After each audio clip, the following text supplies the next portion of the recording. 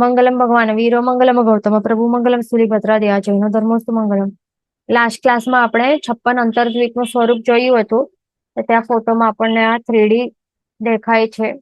Okay, તો આ શું શેનો ફોટો છે? આ છે જંબુદ્વીપ. જંબુદ્વીપનો આ ફોટો છે. એમાં વચ્ચે અહીંયા મેરુ પર્વત દેખાય છે આપણને. ઓકે, આ વચ્ચે મેરુ પર્વત રહેલો છે અને અહીંયા આપણને શું દેખાય છે? ભરત ક્ષેત્ર છે સાઉથમાં, અને નોર્થમાં શું છે? ઐરાવત ક્ષેત્ર છે અહીંયા. અને અહીંયા છે લઘુ હિમવંત પર્વત. તો લઘુ હિમવંત પર્વત છે એની અહીંયા અડીને રાઈટ અને લેફ્ટ, પૂર્વ અને પશ્ચિમથી શું નીકળે છે? આ કિનારાઓથી બે બે ડાઢાઓ નીકળે છે, જે અહીંયા આપણને દેખાય છે. આ એવી રીતે બે બે ડાઢાઓ નીકળે છે. અને એવી જ રીતે અહીંયા રહેલું છે શિખરી પર્વત છે. એનું પણ ઈસ્ટ અને વેસ્ટ માંથી અડીને બે બે એવી રીતે ડાળાઓ નીકળે છે. એવી રીતે કુલ ડાળાઓ કેટલી છે? લઘુ હિમવંત પર્વતની અહીંયા 2, 2 અને શિખરી પર્વતની અહીંયાથી 2 અને 2, એટલે કેટલા થયા? ટોટલ 8 ડાળાઓ દેખાય છે. અને દરેક ડાળામાં કેટલા છે દ્વીપ? અહીંયા આપણને દેખાય છે ફોટોમાં, અહીંયા 7 દ્વીપ છે. 7 દ્વીપ, 1 2 3 4 5 6 7 એવી રીતે 7 દ્વીપ દેખાય છે. દરેક ડાળામાં આવી રીતે 7 દ્વીપ છે. અને ડાળાઓ છે 8, તો 7 8 56 થાય. 56 અંતર્દ્વીપ અહીંયા ટોટલ આપણને દેખાય છે. એવી રીતે રહેલું છે આ જ્યોગ્રાફી. ઓકે, અને આ દ્વીપો છે એમાં કોણ રહે છે? યુગલિક રહેતા હોય છે. એટલા માટે એને શું સમજી લેવાનું? યુગલિકો રહેલા છે એટલે આ પાર્ટ પણ જે 56 અંતર્દ્વીપ છે એ અકર્મ ભૂમિ તરીકે જ આપણને સમજવાનું છે. આ કર્મભૂમિ નથી, પણ અકર્મ ભૂમિ છે. યુગલિકોનો વાસ છે. 10 પ્રકારના દેવ અધિષ્ઠિત એવા કલ્પવૃક્ષ છે, જે યુગલિકોનું એમની જે ઈચ્છા છે એ બધી એ પૂરી કરતા કરે છે. અને આ યુગલિકો છે એ કેટલા આયુષ્યવાળા છે? અસંખ્યતા વર્ષના આયુષ્યવાળા છે. ધ્યાન રાખવાનું. અને એને અંતર્દ્વીપ શા માટે કહેવાય છે? આ 56 અંતર્દ્વીપ શા માટે કહેવાય છે? કારણ કે એ આ લવણ સમુદ્રની અંદર રહેલા છે. એવી રીતે આઈલેન્ડ તરીકે છે, એટલા માટે એને અંતર્દ્વીપ કહેવાય છે. હવે આગળ આપણને શું સમજવાનું છે? નેક્સ્ટ આ લવણ સમુદ્ર વિશે હવે વાત આવવાની છે. લવણ સમુદ્ર જે આ જંબુદ્વીપ છે આખો, આ શું છે? જંબુદ્વીપ છે. અને એની ચારે ફરતો શું છે? ચારે બાજુ આ ફરતો શું છે? અહીંયા સોલ્ટી ઓશન છે, જેને નામ કહેવાય છે લવણ સમુદ્ર. લવણ એટલે આ નામ ઉપરથી ખ્યાલ આવે છે કે મીઠા જેવો ખારો જે છે, જેનું ટેસ્ટ, એનું નામ લવણ સમુદ્ર. પાણી કેવો છે? આપણે પી નહીં શકીએ, કારણ કે એકદમ સોલ્ટી રહેલું છે. તો સોલ્ટી વોટર વાળું ઓશન છે આ, વિશાળ ઓશન, જેને કહેવાય છે લવણ સમુદ્ર. ઓકે, હવે એની અંદર શું રહેલા છે? 4 મુખ્ય પાતાળ કળશ રહેલા છે. પાતાળ કળશ. તો આ પાતાળ કળશ છે, તો એની સાઈઝ કેટલી છે? પાતાળ કળશ એટલે શું? ફર્સ્ટ ઓફ ઓલ, આવા કળશ કેવા હોય? એવા શેપ વાળા છે. મટકા કેવા હોય? કળશ કેવા હોય? બસ એવા જ શેપ વાળા, આટલા મોટા મોટા. કેટલા રહેલા છે? 4 રહેલા છે. અને એમની ઊંચાઈ કેટલી છે? એની ટોટલ જે હાઈટ છે, ઊંચાઈ છે, અહીંયા ફોટો દેખાય છે આપણને નેક્સ્ટ પેજમાં.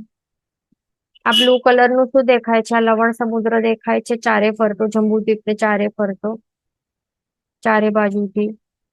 ઓકે, તો અહીંયા આપણને શું દેખાય છે? પાતાલ કલશ છે. આ 4 દિશામાં લવણ સમુદ્રમાં એને કહેવાય છે પાતાળ કળશ. 1 મિનિટ, એનું આપણે ફોટો જોઈ લઈએ. અહીંયા આપણને ફોટો દેખાય છે. આ શું છે ફોટો? આ જે સેન્ટરમાં જે રહેલું છે ને, આ શું છે? જંબુદ્વીપ છે. ઓકે, એનું ડાયમીટર કેટલું છે? આ અહીંયાથી આટલું, તે છે 1 લાખ યોજન. 1 લાખ યોજન એનું ડાયમીટર છે ને. તો એની બહાર જે ચારે ફરતો શું હોય છે અહીંયા આખો બ્લુ કલરમાં આ બધું આ છે લવણ સમુદ્ર, ખારા પાણી વાળો લવણ સમુદ્ર. અને એનું ડાયમેન્શન કેટલું હોય, જંબુથી ડબલ હોય ને, તો તે જ આપણને દેખાય છે એક્ઝેક્ટલી. જે આટલું જંબુદ્વીપનું આટલું છે, તો તે 1 કરીએ આટલું +2 કરીએ જંબુદ્વીપ જેટલું 2 અહીંયા આપણે કરી રહ્યા છે, રાઈટ? એનું ડબલ જેટલું આખો ટોટલ કેટલું છે આ લવણ સમુદ્ર છે. એ એક્ઝેક્ટ પ્રોપોર્શનેટ આ ફોટો છે આ જે દેખાય છે. ઓકે, એટલે જંબુદ્વીપ આટલું નાનકડું અને એનાથી ડબલ, આટલો ડબલ આખો એક શું છે લવણ સમુદ્ર છે આ. ઓકે, એટલે કેટલું હોય, જંબુદ્વીપ જેટલા 2 ભાગ દેખાય છે અહીંયા, 1 ભાગ +2 ભાગ ટોટલ. એટલે ટોટલ કેટલું છે 2 લાખ યોજન, 2 લાખ યોજન જેટલું શું છે આ છે લવણ સમુદ્ર. ધ્યાન રાખવાનું. હવે અહીંયા શું કહે છે, હવે આ લવણ સમુદ્રની અંદર શું રહેલા છે, 4 મુખ્ય પાતાલ કલશ રહેલા છે. એ 4 ક્યાં દેખાય છે આપણને, આ જે વ્હાઈટમાં દેખાય છે તે છે 4 મુખ્ય પાતાલ કલશ.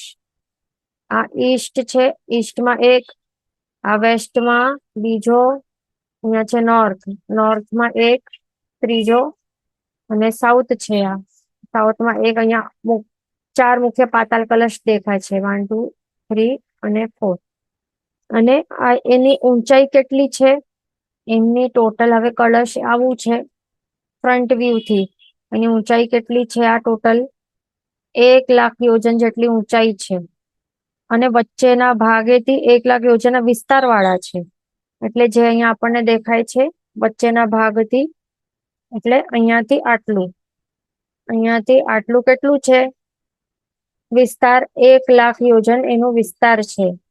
દેટ મીન્સ આપણને શું ખ્યાલ આવી ગયો એના ઉપરથી, કે આ જે જંબુદ્વીપ છે ને એ પણ કેટલું છે 1 લાખ યોજન છે.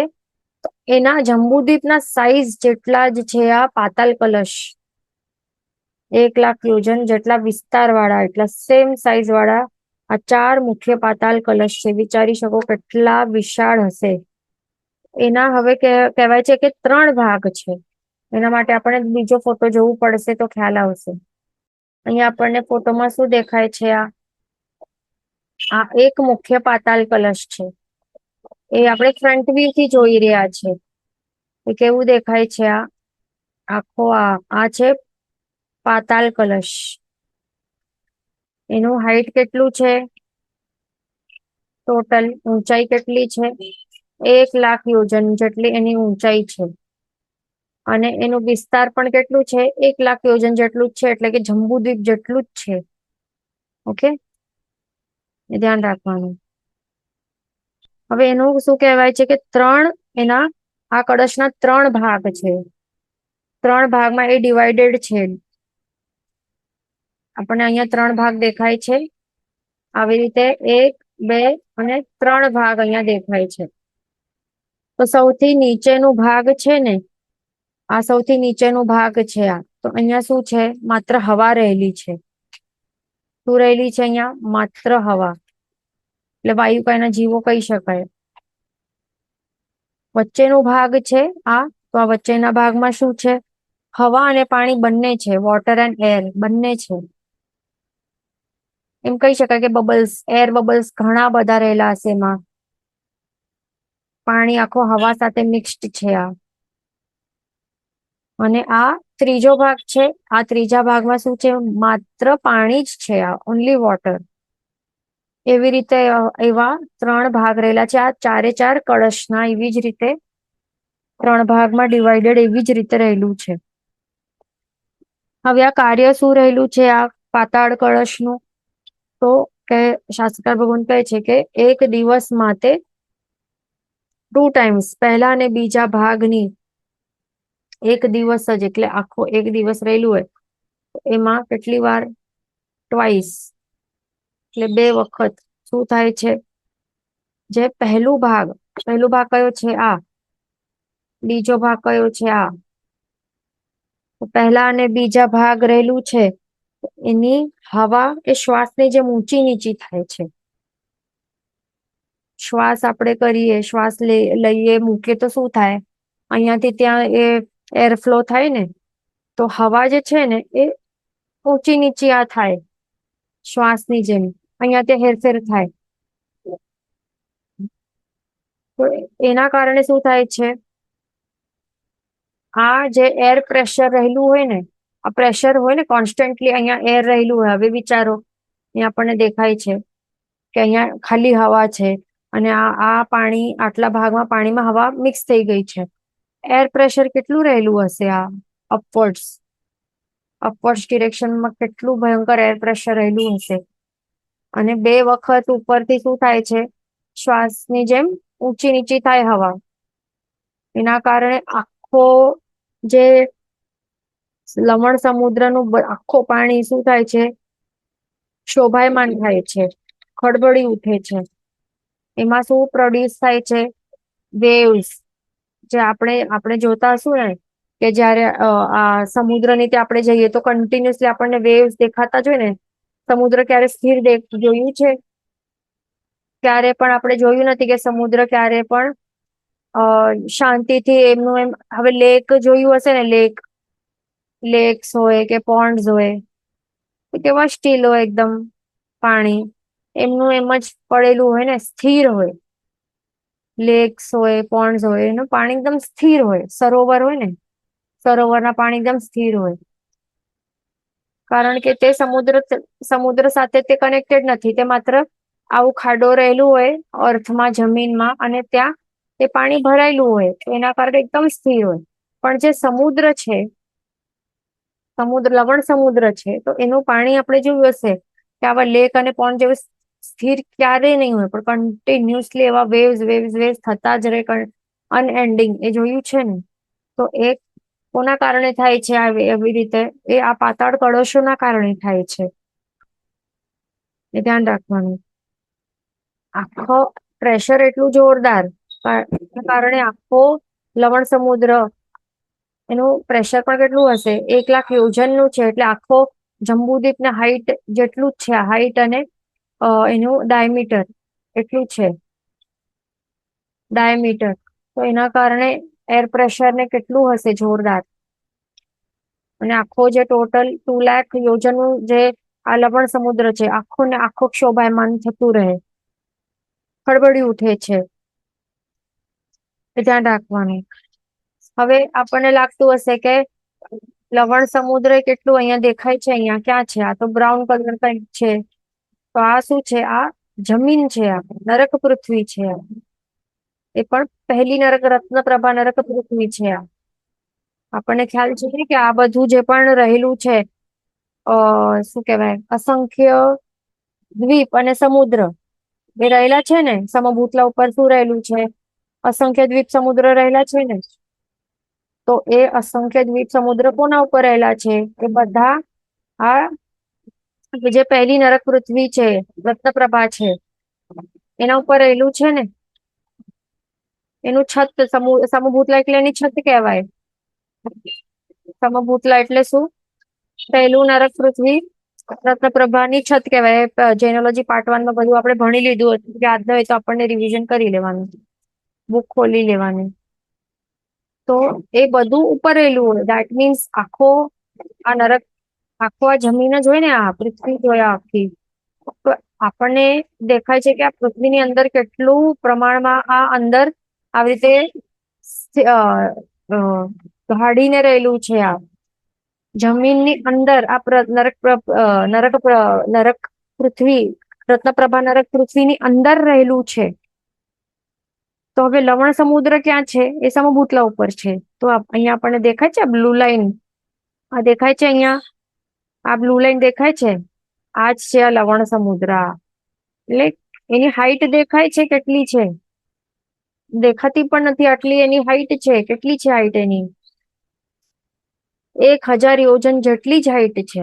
એટલે ઊંડાઈ કહેવાય ને, હાઈટ નહીં, ઊંડાઈ કહેવાય. ડેપ્થ, ઓશન નું ડેપ્થ કે ઊંડાઈ એ કેટલી છે? આપણને સમુદ્ર કેટલું લાગે કે એકદમ ડીપ છે ને, તો કેટલું ડીપ છે? અહીંયા જે આપણું સમુદ્ર છે ને, લવણ સમુદ્ર જ છે. અને ડેપ્થ કેટલી છે ટોટલ? તે છે 1,000 યોજન. તો અહીંયા આપણને કેટલું ડીપ લાગે છે, તો સાચે 1000 યોજન એટલે કેટલું કેટલું ડીપ હશે. અહીંયા કિનારાની ત્યાં આપણને ઓછું લાગે. આગળ આગળ ચાલે તો આખો એ પ્રોપર 1000 યોજન એની સાચી ડેપ્થ આવી જાય. તો હવે 1000 યોજન પણ આટલો ડીપ છે, તો અહીંયા જે આ પાતાલ કલશ જે છે, તો એ કેટલું ડીપ છે? 1,00,000 યોજન ડીપ છે આ. તો ક્યાં 1,00,000 યોજન અને ક્યાં 1000 યોજન? તો ઓબ્વિયસ છે અહીંયા ફિઝિક્સના શું કહેવાય રૂલ્સના હિસાબે પણ આપણને અહીંયા સમજી શકાય છે કે જો એર પ્રેશર એવું ભયંકર રહેલું હોય, અહીંયા દિવસમાં 2 ટાઈમ એવી રીતે શોભાયમાન થાય, એવી રીતે અહીંયા ત્યાં હલે, જે હવા છે પહેલા બીજા ભાગમાં હલે, અહીંયાથી ત્યાં એ ઊંચો નીચો થાય શ્વાસની જેમ, તો એના કારણે શું થાય? ઓબ્વિયસલી અહીંયા માત્ર 1000 યોજનનું ડેપ્થ ઊંડાઈ વાળું જ્યાં લવણ સમુદ્ર છે, તો એ તો ઓબ્વિયસલી શોભાયમાન તો પામે જ નહીં, ઇઝીલી થઈ જાય. એમાં કઈ નવાઈ નથી લાગતી ને હવે. તો એ રીઝન છે આ. ઓકે, પછી આગળ શું કહે છે કે એના કારણે સમુદ્રમાં ભરતી અને ઓટ આવે છે, એટલે કે હાઈ ટાઈડ લો ટાઈડ્સ સાંભળે છે ને, હાઈ ટાઈડ્સ અને લો ટાઈડ્સ. આપણે ક્યાંક ક્યાંક એવું સાંભળ્યું હશે મિથ્યાશાસ્ત્રમાં કે જે ચંદ્ર છે, ચંદ્રની કારણે શું થાય છે? આ હાઈ ટાઈડ લો ટાઈડ આવતા હોય. પણ એવું કઈ નથી. કઈ ચંદ્રદેવ કે ચંદ્રનું વિમાન, ચંદ્ર દેવતાનું વિમાન કે ચંદ્રદેવ આ લવણ સમુદ્રની અંદર આવતા જે હાઈ ટાઈડ લો ટાઈડ માટે રિસ્પોન્સિબલ નથી બિલકુલ, પણ તે કઈ અટ્રેક્ટ નથી કરતા પાણીને. એ ધ્યાન રાખવાનું. જો એવું હોય તો પછી સરોવરમાં પણ થવું જોઈએ ને, લેક્સ અને પોન્ડ એ પણ પાણી જ છે ને. બધા એસ્ટ્રોલોજીમાં એવી રીતે હોય ને લગભગ કે પાણીને આ ચંદ્રની સાથે કનેક્ટ કરતા હોય, એવું હોય છે ને લગભગ એસ્ટ્રોલોજીમાં. તો એના હિસાબે પછી અહીંયા પણ એવી રીતે થિયરી બનાવી દીધી છે.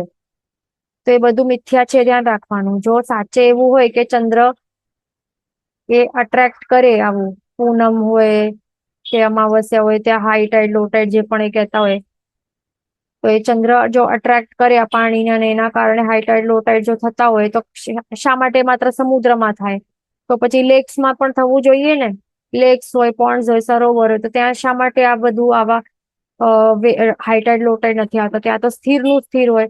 એ તો છોડો, ઘરની પાણીની જે ટાંકી હોય બિલ્ડિંગની કે ગ્લાસમાં પાણી ભરેલું હોય, તેમાં પણ હાઈ ટાઈડ લો ટાઈડ થઈ જવું જોઈએ, આવી જવું જોઈએ. ચંદ્રના કારણે, ખેંચાવના કારણે એ થાય છે?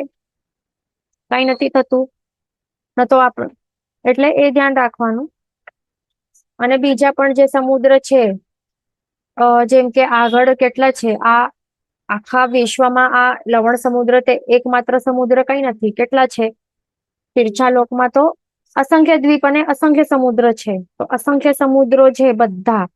તો આ લવણ સમુદ્રની જેમ બીજા બધા જ અસંખ્ય સમુદ્રોમાં પણ આવા જ ભરતી ઓટ થવા જોઈએ, હાઈ ટાઈડ લો ટાઈડ થવા જોઈએ. જો ચંદ્રના કારણે થતા હોય, કારણ કે ત્યાં પણ ચંદ્ર તો રહેલા છે ને, ચર અચર જે પણ હોય ત્યાં એ બધા રહેલા છે. ત્યાં પણ ઘણા બધા ચંદ્ર છે. ત્યાં પણ ચંદ્રદેવ અને એમના વિમાનો છે, એ પણ અસંખ્યતા છે. તો એમના ખેંચાવના કારણે ત્યાં પણ એ થવું જોઈએ. ભરતી ઓટ પણ કઈ નથી થતો. આ ભરતી ઓટ જે છે હાઈ ટાઈડ લો ટાઈડ એ ક્યાં થાય છે? માત્ર ને માત્ર આ લવણ સમુદ્ર છે એમાં જ થાય છે. તો એનું રીઝન શું છે સાચું એ થવા પાછળનું? તો તે આ છે પાતાળ કળશ. પાતાળ કળશની હાજરી રહેલી છે એના કારણે માત્ર આ લવણ સમુદ્રમાં આ હાઈ ટાઈડ લો ટાઈડ થાય છે. એ ધ્યાન રાખવાનું. અને એમાં પણ જે હવા જે શ્વાસની જેમ ઊંચી નીચી થાય છે 2 વખત, એના કારણે એ બધું થાય છે. એ ધ્યાન રાખવાનું. ઓકે, હવે નેક્સ્ટ પોઈન્ટ શું આવે છે તે આપણે જોઈ લઈએ. એની આગળ અહીંયા આપણને આ ફોટોમાં શું દેખાય છે, આગળ શું આવે છે હવે વાત કે લવણ સમુદ્રના મધ્ય ભાગમાં, જે આખો લવણ સમુદ્ર છે એના મધ્ય ભાગમાં 10,000 યોજન જાડાઈ અને 16,000 યોજન ઊંચાઈ વાળી શિખા રહેલી છે. તો આ ફોટોમાં આપણને શું દેખાય છે? ફર્સ્ટ ઓફ ઓલ સૌથી સેન્ટરમાં શું છે? આ લાલ કલરનું આ છે જંબુદ્વીપ દેખાય છે, લાલ કલરનું. એ જંબુદ્વીપ છે. કેટલું છે? 1,00,000 યોજન ડાયમીટર. ઓકે, અને એનાથી ડબલ અહીંયા બહાર શું સમજી લેવાનું? એનાથી ડબલ જાડાઈ વાળું છે આ લવણ સમુદ્ર, જે ચારે બાજુ ફરી રહ્યો છે. ઓકે, આટલું આ સમજી લીધું. હવે શું કહે છે આપણને કે જે લવણ સમુદ્ર છે એનું મધ્ય ભાગ આપણને કાઢવું. મધ્ય ભાગ એટલે કેવી રીતે કાઢવાનું? કે અહીંયાથી કરીને આટલું ટોટલ હોય, સમજો અહીંયા તો ફોટો કટ થયેલું છે અને થોડું ઇનપ્રોપોર્શનેટ છે, એ ધ્યાન રાખવાનું. તો સમજો કે આટલા સુધી હોય, સમજો ટોટલ લવણ સમુદ્ર આટલું છે, એનું આપણને હાફ કરવાનું. તો મધ્ય ભાગ આવે ને, આ લવણ સમુદ્ર નું મધ્ય ભાગ કહેવાય. તો મધ્ય ભાગ જે છે આ મધ્ય ભાગ છે. ઓકે, આખા લવણ સમુદ્રનું આખો અહીંયા મધ્ય ભાગ અહીંયા દેખાય છે. આ બ્લેક કલરની લાઈન આપણે ડ્રો કરી છે સર્કલ, તે આ 3D વ્યૂ છે. તો હવે એમાં શું હોય છે? મધ્ય ભાગમાં હોય છે 10,000 યોજનની જાડાઈ. જાડાઈ એટલે કેટલી? પહોળાઈ. એટલે કે અહીંયાથી કરીને આટલી જાડાઈ કે પહોળાઈ એ કેટલી છે? 10,000 યોજન જેટલી જાડાઈ અને 16,000 યોજનની ઊંચાઈ. આખી 16,000 યોજનની, અહીંયા 16,000 યોજન દેખાય છે, એની ઊંચી એટલે શું છે? જલશિખા છે. આ દેખાય છે, અહીંયા લખેલું છે જલશિખા. જલ એટલે કે પાણી અને શિખા એટલે કે આવું, શિખા એટલે કે ઊંચો પાર્ટ, પ્રોજેક્શન કહેવાય કે એવું. તો આવી રીતે આ જલશિખા રહેલું છે. એવી રીતે જલશિખા રહેલી છે આ લવણ સમુદ્રના મધ્યના ભાગમાં. એટલે આ શિખા છે. નહીં તો એ કેવું હોય? વોલ હોય ને, પથ્થરનું વોલ હોય. તો પથ્થરનું વોલ નથી, વોલ છે પણ એ શેનાથી બનેલું છે? પાણીથી બનેલું છે. આખો પાણીનું એક વોલ જેવું સમજી લેવાનું. કન્ટિન્યુઅસ ફાઉન્ટેન જોયું છે ને? તો સમજો ફાઉન્ટેન એવી રીતે સમજી લો કે અહીંયા ફાઉન્ટેન કન્ટિન્યુઅસલી ચાલુ જ છે એનું મશીન. અહીંયા આખો આ પાણીનું જે આ ફાઉન્ટેન છે ને, એ કન્ટિન્યુઅસલી ચાલુ જ છે આ આખા ચારે બાજુ. તો એને જલશિખા કહેવાય છે. તો હવે આ જે શિખા છે ને, આ પાણીની શિખા, તો એ હવાના ખળભળાટથી એ શિખા બેઘા ઊંચી જાય છે. એટલે ઓલરેડી 16,000 યોજન તો ઊંચી જ છે આ ફાઉન્ટેનની જેમ કન્ટિન્યુઅસલી. તો હવે એ હજી ઊંચી જાય છે, એ બેઘા ઊંચી. 1 યોજન એ કેટલું હોય? એ 1 યોજન ઇઝ ઇક્વલ્સ ટુ 4 ઘાવ. તો હાફ યોજન છે 0.5 કહેવાય કે હાફ યોજન. હાફ યોજન એટલે કેટલું? 2 ઘાવ. ઓકે, એટલે દેટ મીન્સ અડધો યોજન, હાફ યોજન એ ઊંચો જાય છે. એટલે કે 2 ઘાવ જેટલી આ શિખા હવાના ખળભળાટને કારણે હજી ઉપર જાય છે. એટલે ઓલરેડી 16,000 યોજન તો ઊંચી તો રહેલી જ છે કન્ટિન્યુઅસલી. આટલું તો ઊંચાઈ તો છે જ ફાઉન્ટેન જેવું આ શિખાનું ફ્લો. પણ હજી હવાના ખળભળાટના કારણે હજી અડધો યોજન હજી ઉપર એ ઉડે છે, હજી ઊંચી જાય છે. પણ હવે એનાથી પણ હજી ઊંચી જાય તો પછી પ્રોબ્લેમ થાય ને. શું થાય?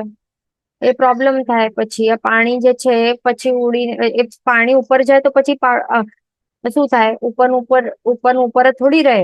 પાણી જો આપણે ફેંકીએ કે કોઈ પણ આપણે વસ્તુ ફેંકીએ તો શું થાય? એ નીચે તો પડે જ ને પાછો. તો એવી રીતે હજી ઉપર ઊંચી જાય તો પછી પડે. પછી જંબુદ્વીપમાં રહેલા જે જીવો છે, લોકો છે, એને તકલીફ થવાની ઘણી બધી સંભાવના રહેલી છે. તો એ ન થવા દે. પણ જે દેવતાઓ છે ને, જે દેવતાઓ રહેલા છે, એ એવી રીતે થવા નહીં આપે. અહીંયા આપણને બીજો ફોટો દેખાય છે આ. તો આ ફોટો પ્રપોર્શનેટ નથી, એક્ઝેક્ટ માપ ટુ માપ નથી, પણ એમાં બધા આપણને પદાર્થો આપણે જોઈ શકીએ અને સમજાઈ શકે એટલા માટે બધા પદાર્થો આવી જાય. એટલા માટે આવું એક ઇમ્પ્રોપોર્શનેટ ફોટો છે. અહીંયા જંબુદ્વીપની અહીંયા બોર્ડર દેખાય છે અહીંયા, એટલે જંબુદ્વીપ અહીંયા સાઈડમાં રહેલું હશે. પછી જંબુદ્વીપના ચારે બાજુ ફરતો શું છે, અહીંયા લવણ સમુદ્ર છે. ઓકે. અને અહીંયા શું દેખાય છે? ધાતકી ખંડ દેખાય છે અહીંયા.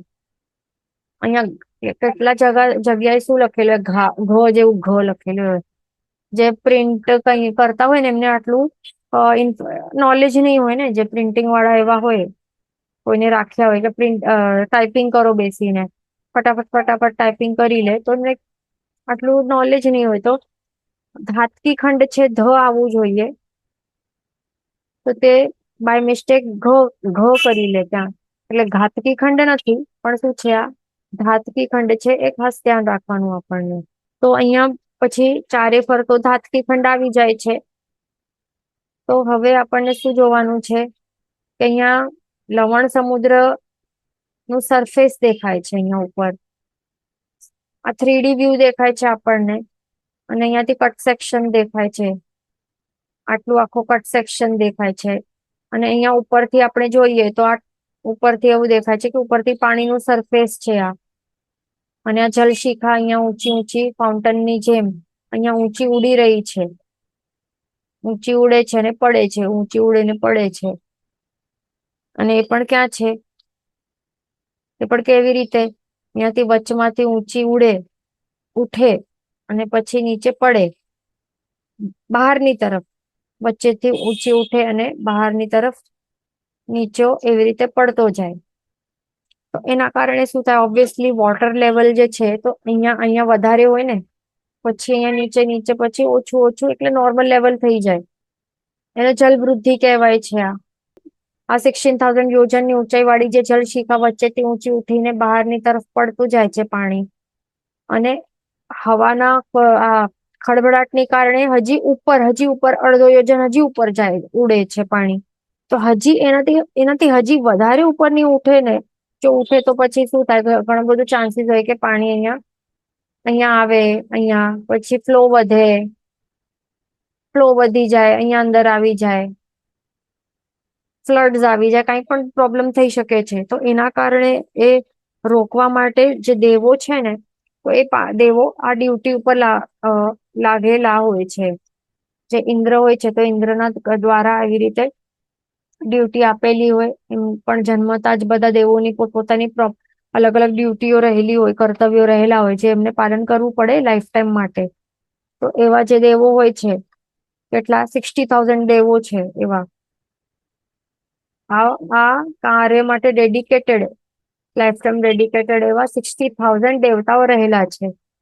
કે આ દેવો આ પાણીને હજી ઉપર ઊંચો જતા રોકવાનું કાર્ય કરતા હોય છે. કન્ટિન્યુઅસલી એનું એવું કાર્ય છે, આ ડ્યુટી છે. જેવી રીતે આપણે અહીંયા સોલ્જર્સની ડ્યુટી છે ને બોર્ડરમાં, એ કોઈ એવા ઘુસપેઠી આવી નહીં શકે, કન્ટિન્યુઅસલી ડ્યુટી ઉપર લાગેલા હોય. તો એવી રીતે દેવોની પણ એવી ડ્યુટીઓ રહેલી હોય લાઈફ ટાઈમ વાળી. આપણે અહીંયા તો આપણને નહીં ગમે ડ્યુટી, તો આપણે છોડી શકીએ ને, ઓપ્શન છે, હોય આપણા પાસે. પણ દેવતાઓ પાસે કોઈ ઓપ્શન નહીં હોય. આયુષ્ય મોટા હોય, અને જે ડ્યુટીઓ આપેલી હોય તો એ પણ એમને કરવી જ પડે લાઈફ ટાઈમ માટે. ના પ્રમોશન, ના ડિમોશન, ના રિટાયરમેન્ટ, કાંઈ નહીં, બધું કરવું પડે. નો ચોઈસ. જેવું કર્મ બાંધેલું હોય તો કર્મ જ એને ડ્યુટી આપે એટલે જન્મતાની સાથે જ એમને ડ્યુટી તે સોંપાયેલી હોય. પોતાનું જ કરેલું કર્મ પોતાને ડ્યુટી આપી દે એ આત્માને, લાઈફ ટાઈમ કરવું પડે. તો એમને એવી ડ્યુટી છે એમના કર્મોના કારણે, કેવી કરવી પડશે તો એ કરતા હોય.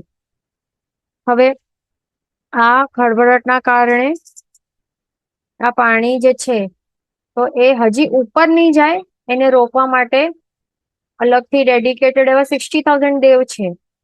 પ્લસ હવે આ પાણી જે છે એ જંબુદ્વીપની અંદર હજી વધારે જોરદાર ફ્લો આવીને અહીંયા નહીં આવી જાય. તો એ પાણીને રોકવા માટે અલગથી ડેડિકેટેડ એવા અલગથી 42,000 હજી દેવો રહેલા છે, જે અહીંયાથી અંદર જંબુદ્વીપમાં આવવા નહીં દે. પ્લસ હવે ધાતવી ખંડ પણ તો રહેલું છે અહીંયા, જેનું ડાયામીટર હજી વધારે વિશાળ છે. જંબુદ્વીપ કરતા તો કેટલું મોટું છે. તો ત્યાં પણ પાણી આવી નહીં શકે. એને રોકવા માટે હજી અલગથી 72,000 દેવતાઓ ડેડિકેટેડ છે આ ડ્યુટી ઉપર. તો એવી રીતે ત્યાં હાજર રહેલા હોય આટલા બધા દેવતાઓ. એટલે આપણને વિચારવું કે આપણા ઉપર કેટલા બધા જીવોની શું કહેવાય ઉપકાર રહેલા છે. અહીંયા જે આપણા દેશમાં રહેલા જે સૈનિકો હોય, સોલ્જર્સ રહેલા હોય, આર્મી રહેલા, તો એ તો એમનું તો ઉપકાર રહેલું જ હોય છે આપણા ઉપર. તેટલું એમના કારણે આપણે પીસફુલી રહી શકીએ છીએ, સેફલી. પ્લસ જે આ દેવો પણ છે એ દેવતાઓ પણ ત્યાં આપણને ખ્યાલ હમણાં નથી કરી રહ્યા છે કેટલું, પણ એ કરી જ રહ્યા છે કન્ટિન્યુઅસલી, વિધાઉટ એની પેમેન્ટ, વિધાઉટ એની પ્રોફિટ કે બેનિફિટ્સ વગર એ કરી રહ્યા છે કન્ટિન્યુઅસલી. એમનો પણ કેટલો ઉપકાર છે આપણા ઉપર. એમના કારણે આપણે સેફલી રહી શકીએ છીએ.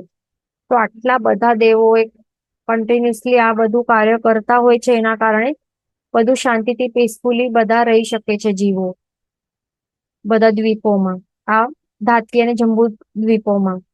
એ ધ્યાન રાખવાનું. તો હવે આટલું આપણે સમજી લીધું. હવે આગળ શું સમજવાનું છે, કે જે આ 4 પાતાળ કળશ છે એની પાસે 4 વેલંધર પર્વત છે. અહીંયા આપણને આ ફોટો દેખાય છે. તો અહીંયા આપણને આ શું દેખાય છે, અહીંયા એક વખત આપણે આ જોઈ લઈએ પાછો. આ જંબુદ્વીપ છે. ચારે ફરતો અહીંયા આખો આ લવણ સમુદ્ર છે બ્લુ કલરમાં. અને અહીંયા 4 મુખ્ય પાતાળ કળશ છે, આ 1 લાખ યોજન વાળા. પ્લસ સેન્ટરમાં આપણને શું દેખાય છે, જે હમણાં આપણે ભણ્યું તે, કે જે આખો લવણ સમુદ્રનું જે આ મધ્ય ભાગ છે, એટલે આ આવે છે, આ મધ્ય ભાગ આવે ને, આ ટોપ વ્યૂ થી આપણે જોઈ રહ્યા છીએ. તો આ મધ્ય ભાગ છે. તો મધ્ય ભાગમાં શું દેખાય છે આપણને, તો મધ્ય ભાગમાં શું છે, જલશિખા છે, જે આપણે જોયું ને ફાઉન્ટેન. ઓકે, તો તે જલશિખા અહીંયા રહેલી છે. અને અહીંયાનું પાણી પછી જંબુદ્વીપમાં નહીં આવે, હજી ઉપર નહીં ઉડે, હજી ઉપર નહીં જાય. અને અહીંયા રહેલું ધાતકી ખંડ છે. અહીંયા આ સાઈડ ધાતકી ખંડ છે ને, ગ્રીનમાં દેખાય છે. અહીંયાથી કરીને આટલું ધાતકી ખંડ છે. આવી રીતે તો ધાતકી ખંડમાં પણ પાણી નહીં ચાલ્યું જાય, એના માટે આ ડેડિકેટેડ આટલા બધા દેવતાઓ એ કાર્યરત રહેલા હોય છે. હવે આ જે 4 પાતાળ કળશો છે, જે અહીંયા દેખાય છે, 4 પાતાળ કળશો વ્હાઈટમાં છે. તો એમની પાસે શું રહેલા છે, 4 વેલંધર પર્વત રહેલા છે. એ ક્યાં હોય, અહીંયા સમજવાના. 4 વેલંધર પર્વત એવી રીતે સમજવાના અહીંયા. ઓકે, આ 4 શું છે, વેલંધર પર્વત છે.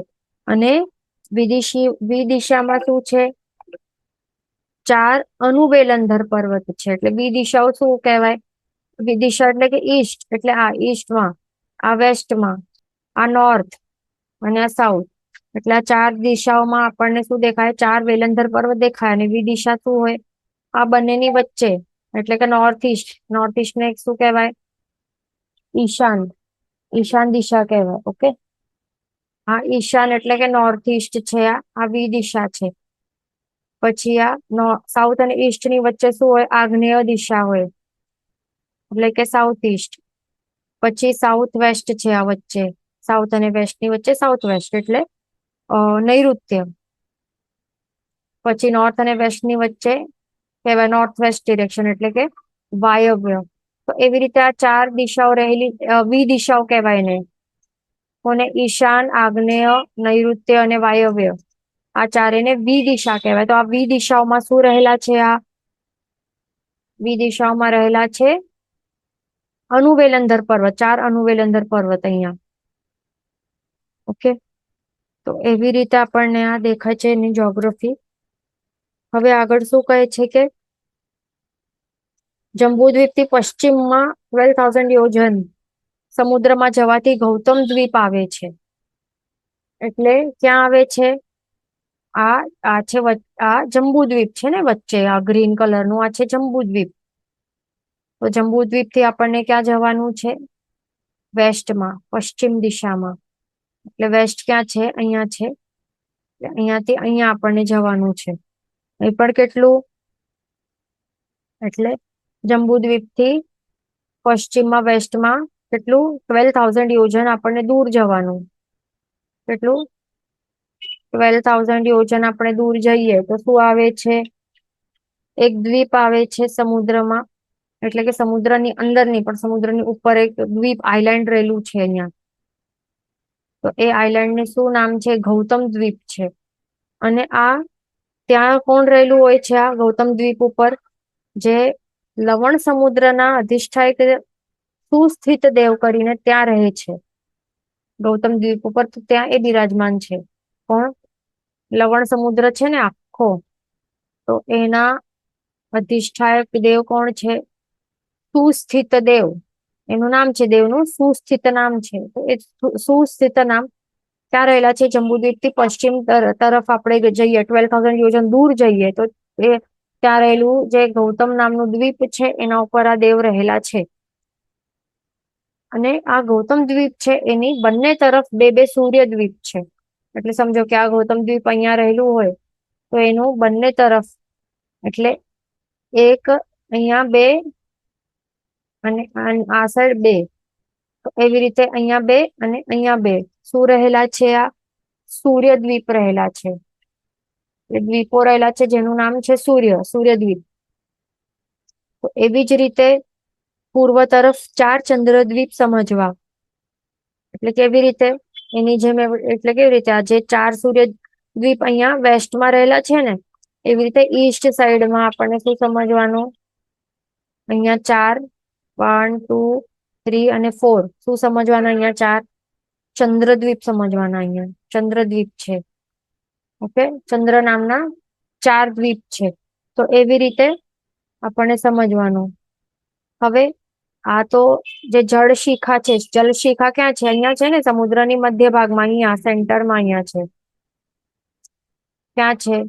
અહીંયા રેડ કલર થી આપણે બતાડીએ. અહીંયા આ શું છે? જલશિખા છે. લવણ સમુદ્રના એકદમ સેન્ટરના ભાગમાં શું છે? આ જલશિખા છે.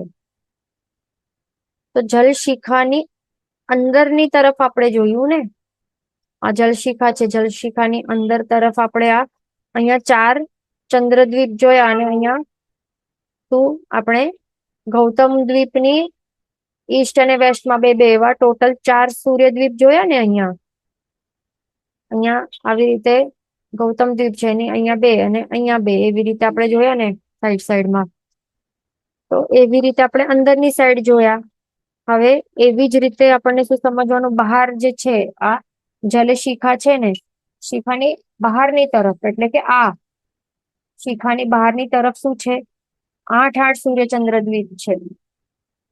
એટલે એવી રીતે અહીંયા 1, 2, 3, 4, 5, 6, 7, 8 એવી રીતે 8 શું છે? અહીંયા શું છે? ચંદ્રદ્વીપ સમજવાના. અહીંયા 8 ચંદ્રદ્વીપ છે અને અહીંયા 8 સૂર્યદ્વીપ છે. અહીંયા કોણ છે?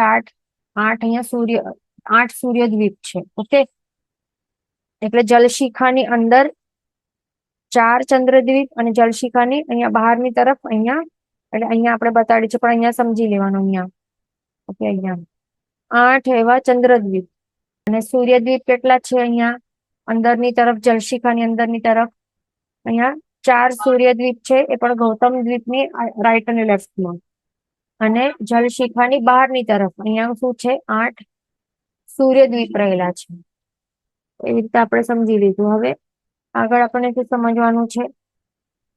અહીંયા કહે છે આગળ કે બીજા સમુદ્રો છે, અસંખ્યાતા બીજા સમુદ્રો છે, એમાં પાતાલ કલશ નથી. એના કારણે ભરતી ઓટ ત્યાં નથી આવતા, હાઈ ટાઈડ લો ટાઈડ નથી આવતા.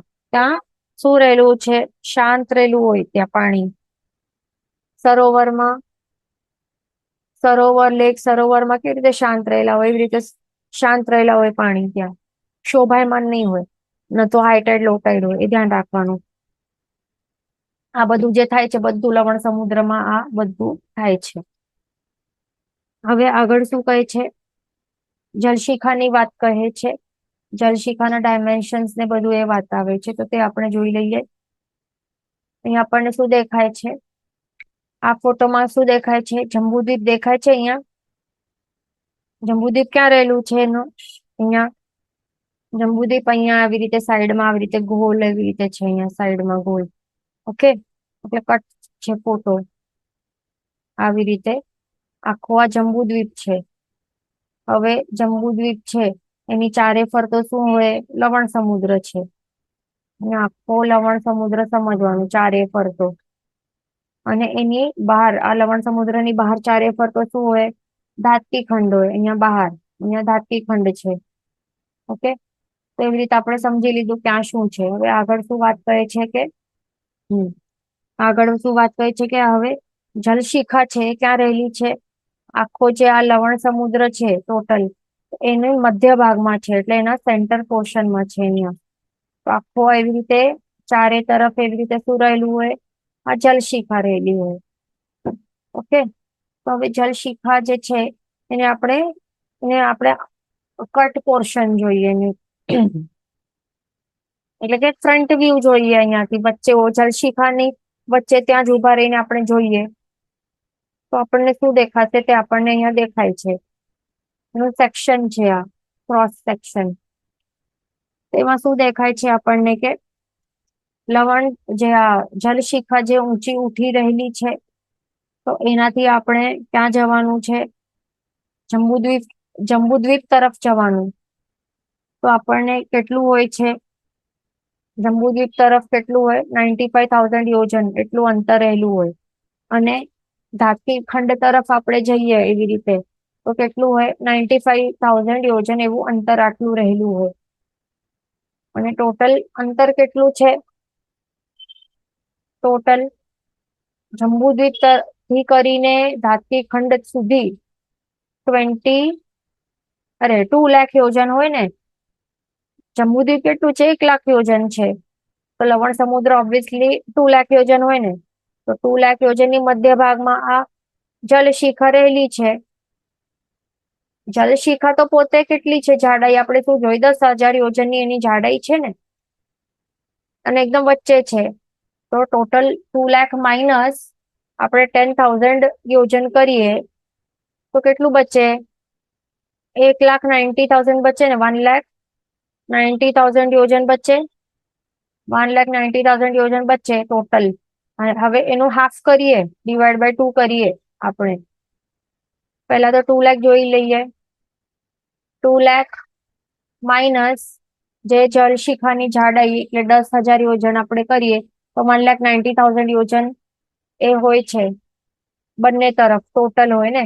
તો હવે એ ડિવાઈડ બાય 2 કરીએ આપણે તો 95,000 થયું. એટલે અહીંયા 95,000 જલશિખાથી જંબુદ્વીપ તરફ અને અહીંયા 90,000 યોજન આ જલશિખાથી કરીને ધાત્રી ખંડ તરફ સુધી હોય છે. ઓકે, તો આટલું આપણે સમજ્યું. હવે જે ઊંડાણની વાત કરે છે તો આપણે અહીંયાથી કરીને આપણે જંબુદ્વીપ તરફ જઈએ ને 95,000 યોજન તરફ આગળ આગળ આગળ આગળ વધીએ તો શું હોય છે? જે ઊંડાઈ છે એ ઘટતી જાય. અથવા તો જંબુદ્વીપ થી કરીને આપણે અંદર જઈએ તો જે ઊંડાઈ એ વધતી જાય છે. એ તો આપણે નોટિસ કરી જતા હશે ને. કિનારું કેટલું હોય? એકદમ આપણને જમીન દેખાય એવું હોય, પણ હજી અંદર અંદર અંદર અંદર જઈએ તો પગ પણ ટચ નહીં થાય.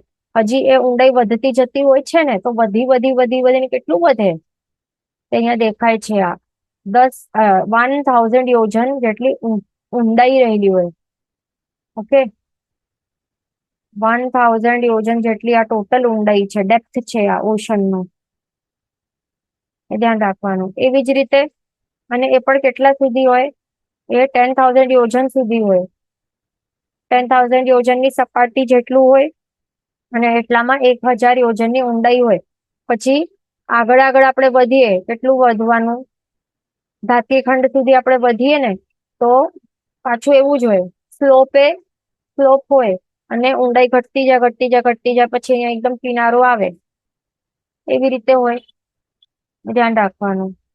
બીજું શું કહે છે કે જલ વૃદ્ધિ છે એ 700 યોજનની થાય છે. જે અહીંયા દેખાય છે ને જલ વૃદ્ધિ એ 700 યોજનની થાય છે.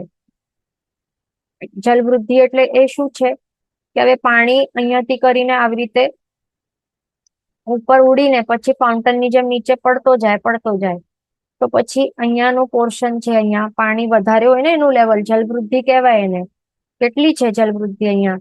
700 યોજન. પછી 10,000 યોજનની જાડી શિખા મૂળથી 17,000, એટલે કે જે આ જલશિખા છે એ મૂળથી કેટલી છે? મૂળ એટલે અહીંયા આવે, મૂળ અહીંયા આવે ને, આ મૂળ છે. તો મૂળથી કરીને એકદમ નીચાનું લો લેવલ થી કરીને લવણ સમુદ્રનું કહેવાય, તળિયો જ કહેવાય ને પછી એ લવણ સમુદ્રના એકદમ ડીપેસ્ટ તળિયાથી કરીને આપણે ઉપર આપણે કાઉન્ટ કરીએ, આપણે એવી રીતે કરીએ તો કેટલું? 17,000 શિખાનું જે ટોચ છે તો ત્યાર સુધી આપણે કાઉન્ટ કરીએ તો કેટલું થાય છે? આ અહીંયાથી કરીને એટલે કે એકદમ જે લોએસ્ટ લેવલ સપાટી છે, તળિયો છે આ લવણ સમુદ્રથી તળિયાથી કરીને એકદમ ઉપરનું જે આ જલશિખા છે એનું એકદમ ઉપરનું જે ટોપમોસ્ટ જ્યાં સુધી આવે તો એટલું આપણે ટોટલ કાઉન્ટ કરીએ તો કેટલું થાય? અહીંયા દેખાય છે આ 1,000 પ્લસ 16,000 કરવાનું તો કેટલું થાય? 1,000 પ્લસ 16,000 ઇઝ ઇક્વલ્સ ટુ 17,000 યોજન થાય છે. ઓકે, તો ટોટલ એવી રીતે હાઈટ આપણને ખ્યાલ આવ્યું કે મૂળથી 17,000 યોજન છે શિખાનું.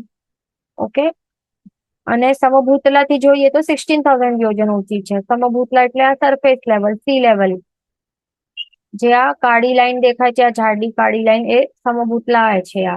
આ બ્લેક એરો દેખાય છે આખો, આ શું છે? આ સમભૂતલાનું આ લાઈન છે. તો આ લાઈન થી કરીને આપણે જોઈએ ઉપર એ કેટલું છે? એ છે 16,000. સમભૂતલાથી કરીને ઉપર 16,000 યોજન ઊંચી આ જલશિખા છે, એ ધ્યાન રાખવાનું. ઓકે, અને બીજું આ ધ્યાન રાખવાનું કે જલવૃદ્ધિ જે છે ને તો 700 યોજનની જલવૃદ્ધિ એ 16,000 યોજનની અંતર્ગત છે, એની અંદર જ સમાવેશ છે, એની અંદર જ કાઉન્ટેડ છે, એ ધ્યાન રાખવાનું. એટલે કે 16,000 પ્લસ 700 નથી કરવાનું. 16,000 યોજન જે ટોટલ છે ને એની અંદર જ આ 700 યોજનની જલવૃદ્ધિ ગણવાની આપણને, એ ધ્યાન રાખવાનું. ઓકે, નેક્સ્ટ ક્લાસમાં આપણે કન્ટિન્યુ કરશું. અહીંયા ક્વેશ્ચન છે આ 56 અંતર્દ્વીપ સેમ એરિયા હાઇટ વિડ્થ ના હોય, અલગ અલગ હોય છે, એનું શેપ જ કેવું અલગ અલગ છે, આ એવા છે ને અલગ. તો બધાના એવા એવા ઓછા થી કરીને વધતા એવા હોય, ધ્યાન રાખવાનું. બીજું ક્વેશ્ચન છે 10 જલવૃદ્ધિ 700 યોજન મીન ડેપ્થ ઓફ લવણ સમુદ્ર ફ્રોમ સમભૂતલા. સમભૂતલા આ સરફેસ સી લેવલ છે, આ બ્લેક કલરની જાડી લાઈન આ સમભૂતલા છે. ઓકે, તો હવે એનાથી નીચે આપણે જોઈએ તો એ ડેપ્થ કહેવાય ને, લવણ સમુદ્રનું ડેપ્થ કહેવાય ને, કારણ કે લવણ સમુદ્રનું આ સરફેસ એટલે સમભૂતલા, તો લવણ સમુદ્રનું ડેપ્થ એટલે એને નીચે ને, તો નીચેની ઊંડાઈ કેટલી? 1,000 યોજન કહેવાય. ઓકે, અને જલવૃદ્ધિ એટલે કે શું?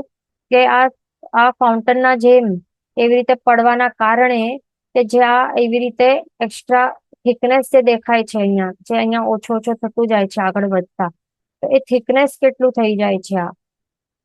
આ થિકનેસ કેટલું થઈ જાય છે તો તે બતાવે છે કે આ 700 યોજન જેટલું આ જલવૃદ્ધિ આટલું હોય છે, માત્ર આ બાજુના પોર્શન્સમાં જ્યાં પાણી એવી રીતે પડે છે ને એના કારણે જલવૃદ્ધિ કહેવાય છે કે 700 યોજનની રહેલી હોય છે સમભૂતલાની ઉપર. એટલે આ 16,000 યોજન ઊંચી જે જલશિખા છે એની અંદર જ આ આવે છે. જૈન વચન વિરુદ્ધ બોલાય તો મિચ્છામિ દુક્કડમ સર્વમંગલ માંગલ્યમ સર્વ કલ્યાણ કારણ પ્રધાનમ સર્વ ધર્માણમ જયમ જયતિ શાસનમ.